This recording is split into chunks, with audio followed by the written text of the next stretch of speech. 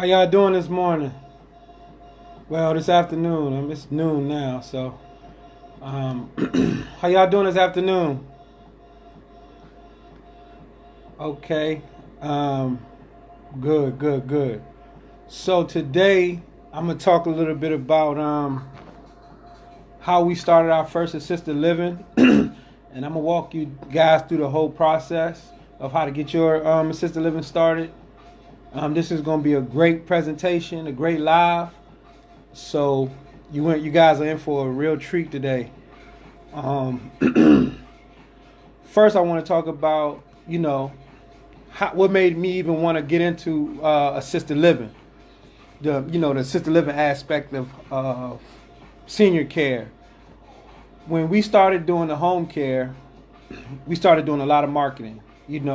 Everybody know about me with the signs, me with the brochure racks, meaningful relationship development, contacting all the different referral sources, the church, and just being in the community with the home care. What we started to realize was, well, what started to happen was we started getting a lot of calls from people who wanted to put their family, who didn't necessarily want a caregiver to come to them, but they still needed some care for their family, but they were trying to send them somewhere else. But in the beginning, when we first started, we didn't have a facility, we didn't have a home, and we had very little information about how to start a assisted living. So what we had did, and this is something I suggest to you if you have a home care business, is to start out immediately reaching out to assisted livings and creating referral partnerships with them. So when you do get the people to call you and ask you for a placement for their loved one, you'll have somewhere to send them. You'll get a referral fee just like that. Usually the referral fee is the first month's rent, or at least half of the first month's rent, which could be between $1,500 to like $3,500. So it's a really great referral. And you just don't want to tell them no. You don't have you can't help them. You want to make sure you have a option for that family who calls your company.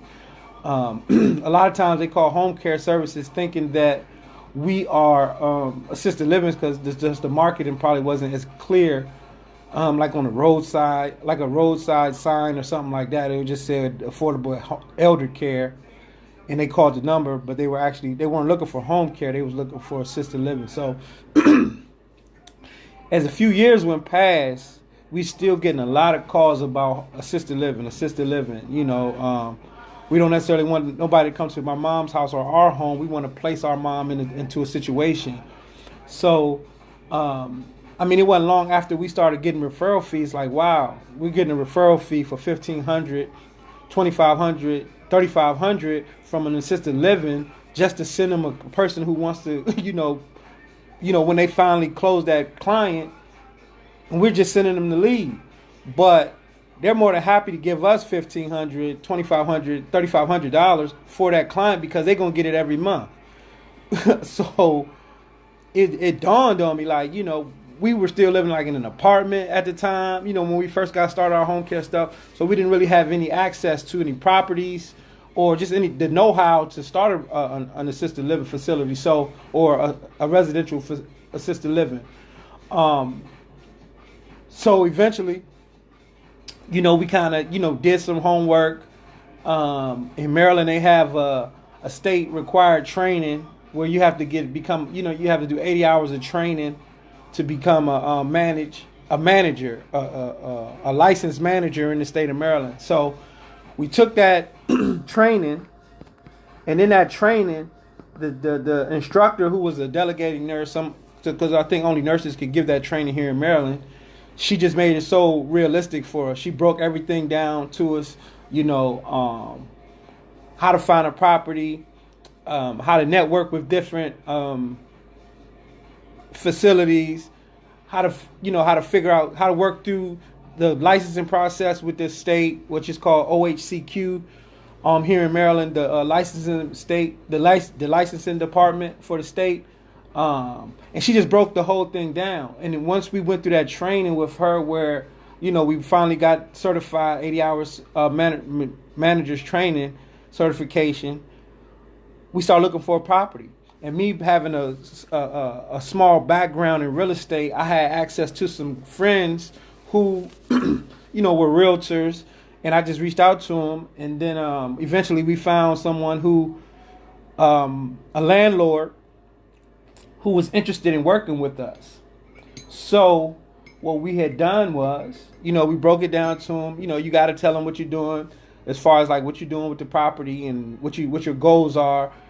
And we let him know we're gonna bring some low impact clients, some low impact residents to your property, and we're willing to pay over market rent rates for the property because we're starting a business, but we need a long-term lease, and we may need to make some adjustments to the property, like adding rails. We didn't have to do any major construction, but we had to add some rails.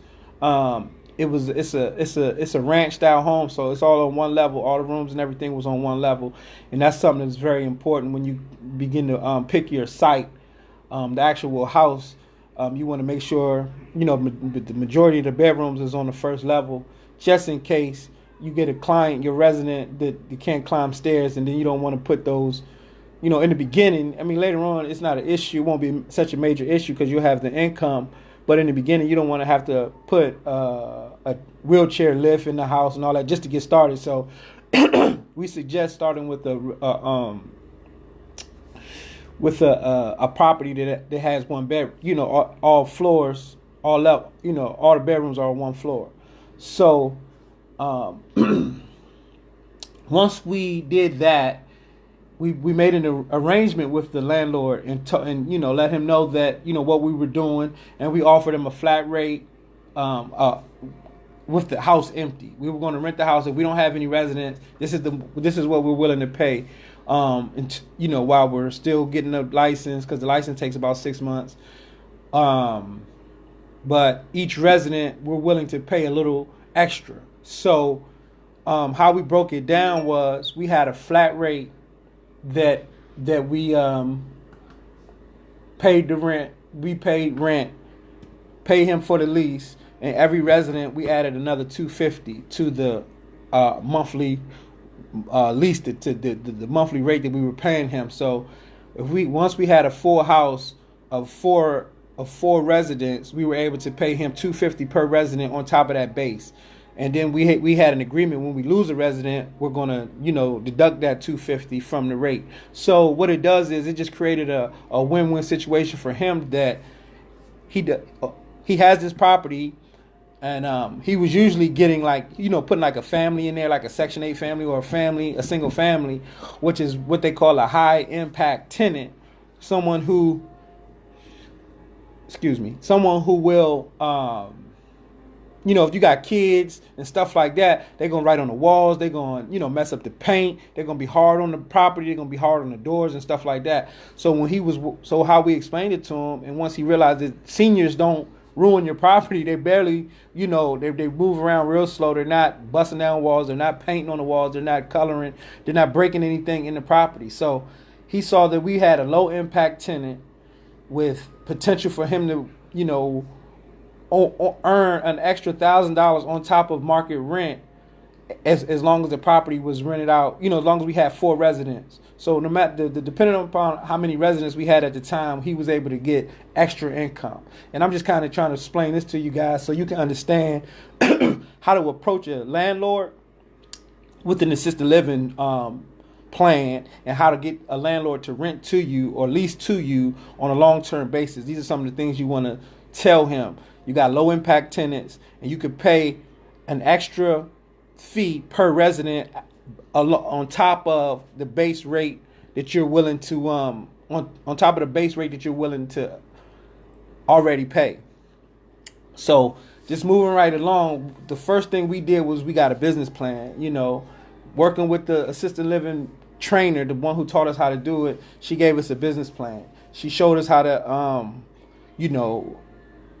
create a budget, how to hire, and how to pay people, the manager, what the manager's rates are going for, some of the things you're gonna need when you get in there, basically like the food, whatever equipment that you might have, beds, everything like that. You want to have this all outlined on your business plan.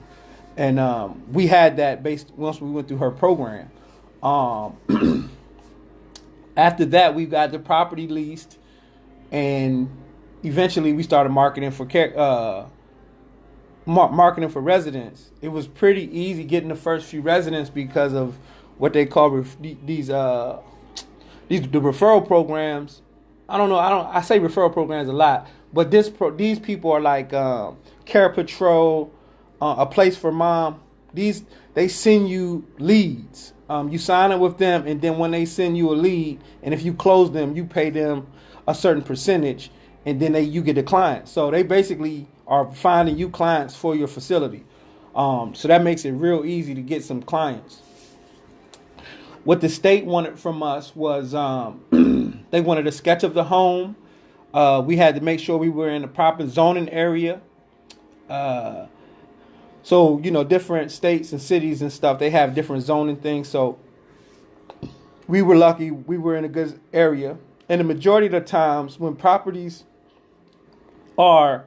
when you're doing a smaller residential assisted living, there's just no real big need for zoning because it's just like a family living in the house. It's not like a big major company or commercial business going on in that residential area. It's just, you might have, 4 to 6 seniors living in one home, and it doesn't usually zoning is usually not considered for something so small.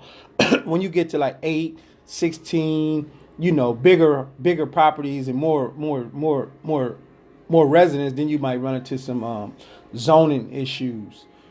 The fire inspection report, that's something that it's a county based thing, but it's something you want to check into when you first getting started. So I'm just kind of like covering some things you're going to have to check into.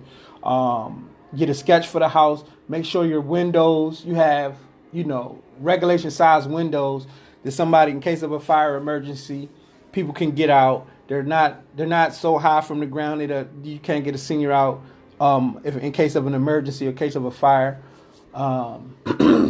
But you can get a fire inspection report just from a local fire department. The closest fire department to your property could usually help you with that. Then once you figure out the house, you get the zoning, you get the license, whatever your state license requirements are. Another thing you're gonna have to think about is, and another thing that Maryland makes you put together is a 4-week menu cycle. So we had to write out our whole menu for the residents 4 weeks in advance, submit it to the state, and they had to approve it. You have to, come up with a staff structure. Being as though we already had a home care service, it was kind of easy for us because we had live-in caregivers. So we were able to. Oh, and this is another benefit that I didn't mention earlier when getting the property.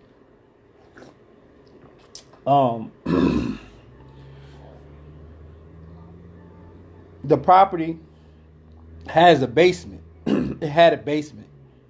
So it was one level, but it did have a basement. All the rooms were on one level, but it did have a basement. And because it had a basement, a finished basement, it was an ideal opportunity for us to have 2 live-in caregivers. So instead of me paying somebody 8 hours a day, 12 hours a day, or 16 hours hourly, we were able to place them, place live-ins in there. So we had 2 live-ins living there.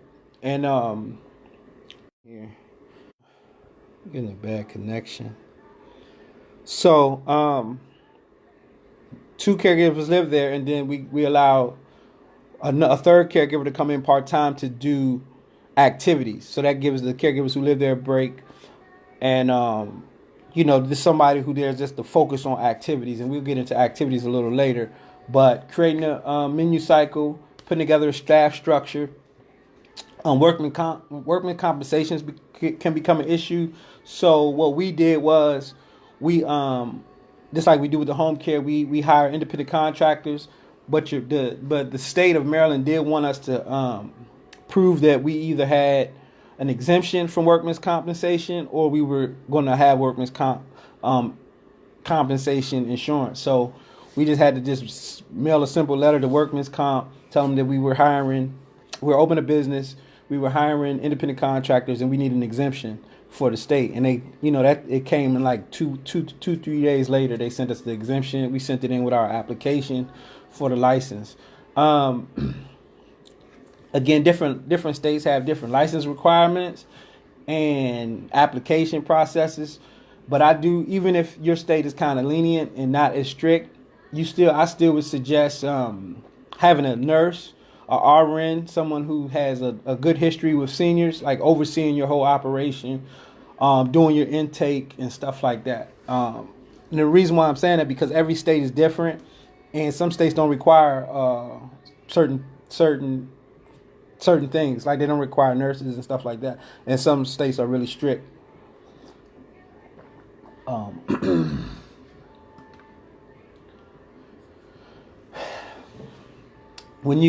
So the basic setup for an assisted living in the state of Maryland for each residence room is you got to have a bed, a nightstand, a lamp, a dresser, and a chair. So the room has to be a certain size. So, and in Maryland also, there's only a maximum of 2 people can live in one room, no matter how big the room is.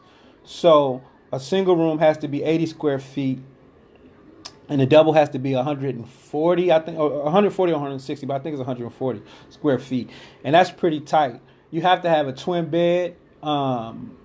And if you ever work in home care, or you know anyone, you ever been around the industry, you know that a big bed is a problem, because if they get in the middle or they get to a certain side and you can't reach them in the bed, so the state requires twin beds, but you want to make sure you got twin beds anyway, because it's much easier to manage the care from a twin bed than like a full or a queen or something like that. Another thing that a lot of people don't think about is temperature.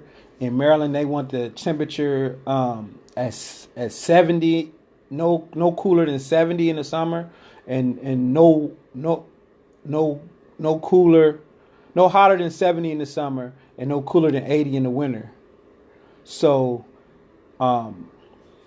what we did with our electric company, with our electric bill, we just got on like a budget billing situation where our bill kind of sustains itself every month at the same rate, and then at the end of the year or the end of the cycle, if we went over, we'll have to pay, or it'll change and it'll adjust. So most electric companies do things like that, so you will be fine with that. The common areas, it's just pretty basic. You just don't want to have a lot of stuff, like a lot of like end tables and stuff like that. You might want a thing here and there, but you don't want to have so much stuff where they can trip. You don't want to have carpets that lay down carpets, because walkers gets caught on the carpets. People trip on carpets. Seniors trip on the carpet because sometimes they drag their feet when they walk, and so you don't want to have any them throw area rugs or throw carpets, because they make people trip. Your client can easily fall if you have a lot of things in the way in the common areas. But the basic requirements are simple stuff, like you got to have a couch, a common area for them to watch TV, entertain there. You got to have a dining area for them to eat, obviously. And the requirements for the common areas are pretty basic, but you definitely want to make sure you go a little above and beyond with the paint, pictures, flowers. You want your place to look nice, because you are competing for this residence to come to your property versus another assisted living who may be courting them as well. So you can keep it simple and plain, but you can always make it look nice and clean. Kitchen, the same thing. You want to keep a fire extinguisher in your kitchen, in your utility room. If you have a garage, you want to keep a fire extinguisher there. And the laundry area, or wherever there's utilities, you want to have multiple fire extinguishers. They require it in Maryland. Another thing that they require are smoke detectors and carbon dioxide detectors. So you're going to have to get a carbon dioxide detector and smoke detector, but you can get them combined. And Amazon has a package where you can buy 5 of them at a time, and they're synchronized. Synchronized carbon dioxide and smoke detectors, what they do is if one goes off, they all go off. So something might be going on in the laundry room in another area of the house, but it's going to make all of the alarms go off. And that's something you want to have Something that we learned, recently to, add to the thing. And you want to make sure you have a smoke detector in every residence room, and then when you're putting together I'll talk about that in a second, but you want to make sure you have a smoke detector in every room. Even if your state requires it or doesn't, you want to make sure you have policies and procedures, each residence records and charts put together, and oversaw by a nurse. You want to have a manager, somebody who's trained to run it. Some states, again, they don't require it. But if they don't require it, I would still suggest finding somebody who's done it before, who's managed assisted living, and try to hire them, or a senior caregiver who's been in the industry for a long time. They're very professional, and they understand all the, they work real close with the nurse, so they can understand all the records. They can understand all the charts, the policies and procedures, and the training for all the staff. So, and I will also recommend getting an alternate manager. So, because in case that manager is not available, and what the manager does, she oversees the caregivers, and she works closely with the nurse, who also you want to at least. So, the state of Maryland requires a mandatory visit of every 60 days to your resident, to your assisted living, or 45 days. I'm sorry, every 45 days. We like to have the nurse come every 2 weeks, just to just kind of make her rounds. We pay her for that extra service, but she just coming to make her rounds, letting her presence be felt, checking on everybody's, checking everybody's health and make sure nothing has really changed. And then she also has to come out if there are changes. So if there's a decline or improvement, whatever goes on in the house, or if a fall, anything could happen. She has to come out then as well. But if nothing happens within 45 days, she has to come anyway. So that's how your nurses should be set up. And again, if you're in a state where they don't require that kind of oversight by a nurse, I would still recommend getting an RN to oversee your operation and help with the policies, procedures, the records and the charts, and also dealing with the physicians. 1 second. So again, when you're talking about admissions, getting your first resident, we like to call them residents, so they're at home. You got to have a solid residential agreement. You have to have a healthcare practitioner's physical assessment. So whoever their doctor is, whether it's a doctor, a nurse practitioner, whoever it is overseeing their care, you want to have your nurse with a physical assessment. So you can know exactly what you're getting yourself into, exactly that resident's current health and all that stuff, medicine and everything else that comes along with it. You want to have a level of care scoring guide, documentation of the resident's representative. So like if the son or the daughter is the power of attorney or something like that, you want to have documentations proving that, physician's orders and rehabilitation plans. And then even also you want to have burial arrangements for all of your residents, because obviously we're dealing with seniors and they do pass away, because this is later in their life. The residence agreement, it could be a pretty complex part of getting set up, and you want to make sure you have all your T's crossed and your I's dotted. When it comes to getting a resident agreement, you want to make sure you have the name, the date of admissions, the services that you guys are going to provide, provisions in the event of a relocation, transfer agreement with the relocation party, and reasonable parties to sign the agreement. So that means that you can have the actual person sign it, but you definitely want to make sure they're of sound mind and everything like that. And if not, you definitely want to make sure you're getting an agreement signed with a POA, a power of attorney, over your resident. So